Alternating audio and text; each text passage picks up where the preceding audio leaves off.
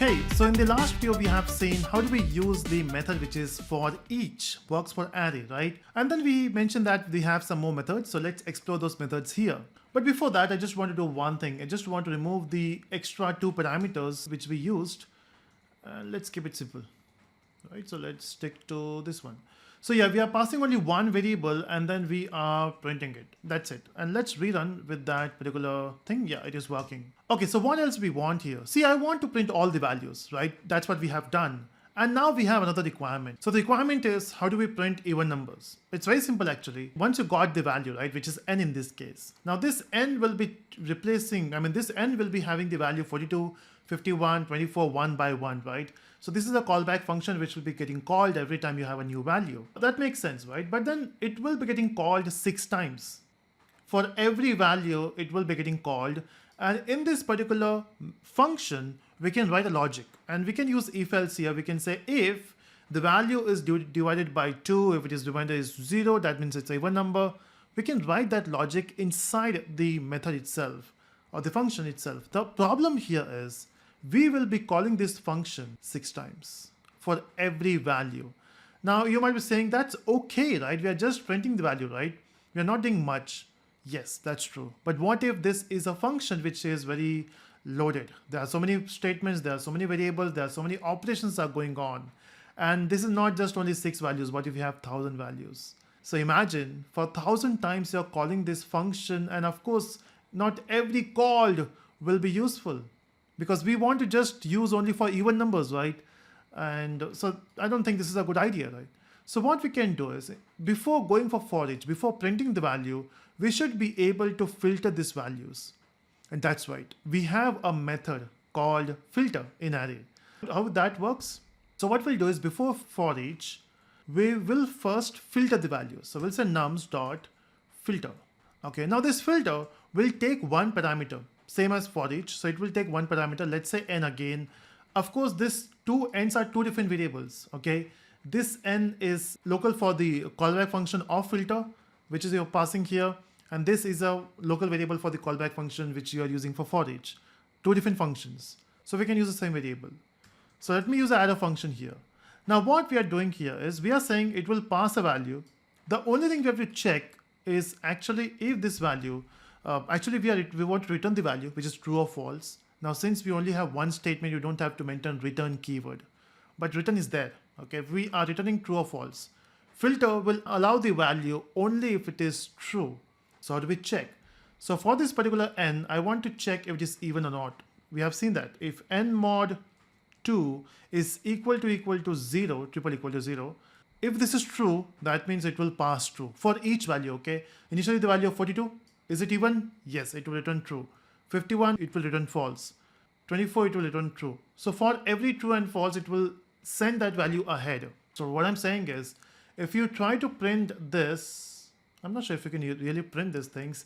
Let me try. I've never tried this before. Let me comment this section. JavaScript is actually a very tricky language to work on.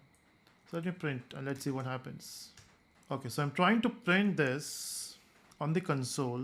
And this is what we got. Okay, so you can see we got all the even numbers. So filter basically collects all the values and then it will return that as an array itself. So the output of this is an array and we have filtered it. Now you can perform filter by anything you want. Maybe a single operation like this, maybe a complex operation. The only thing is if you have multiple steps, you need to open the curly brackets, right? You have to open the curly brackets here and close it, and you can do whatever you want there. Maybe 10 lines of code, 100 lines of code, 1,000 lines of code, that's your choice. It just needs true or false, okay? Now once you got a filter, let me just go back to my earlier code, yeah. Now once you got a filter, on the same values, which is here after the filtering, you can simply apply the for each. And that's right, we can do this. I know that sometimes it looks weird, but it works. So basically what we're doing is, first you got nums, which is an array of 6 values. On that you are applying a filter, which will only return 4 values. And then on that 4 values, you are just printing it. And that's it. It's so simple, right? And let's see if that works. And yeah, it works. You can see we got all the values one by one. So this is working. Now what next we can do? So the next thing is we have done with the filter. Now it's time to do something else. What we can do is for these filtered values, I want to double them. So this 42 will be, let's say 84. 24 will be 48. So I want to double all the values. How do we do that? Of course, we can just, in the for each, we can just say multiply by 2. Our job is done, right? That should be simple. And you can see we got all double values. But sometime it can be a complex operation, and maybe you don't want to do for each. You just want an array with doubled the value. In that case, you can apply another method, which is map. So map, what will do is it will take a value, it will change a value. That's why it's a map. Okay, so take a value, change it. Something, maybe double the value, maybe subtract it, maybe perform some complex operation, maybe save somewhere, doesn't matter. We just need to map it. So in this map, it will take one parameter, which is, let's say, n again. Again, as I mentioned, all these n's are different variables with the same name, but it works. You can have a different variable or same variable, it doesn't matter. Now on this map, what you want to do is you just want to multiply by 2. That's how you double it. So take a value and double it. So filter, it will filter the elements based on the condition. We are saying only even numbers, it works. Now on that even numbers, the numbers will go ahead, and then on that even numbers, you are applying a map. So you are taking each value and you're doubling it with 2. So if it is 42, it will be 84. And once you are doubling it, you're just printing it. I mean, though the same array goes for the for each, and you're printing all the values. Let's try that works, and yes, it works. You can see that. Simple, right? So filter basically takes a parameter or takes an argument. It will check for the condition. If that is true, it will send that value ahead. Now map will simply take a value and double it, and for each will take the value and print it. That's what we have written there, right? Cool. So these are the 3 methods. In fact, we can use one more. What if I don't want all the values here? What I want is, I want the addition of all these values. 84, 48, 196, 24. How do we do the addition? See, after addition, you will get one value, right?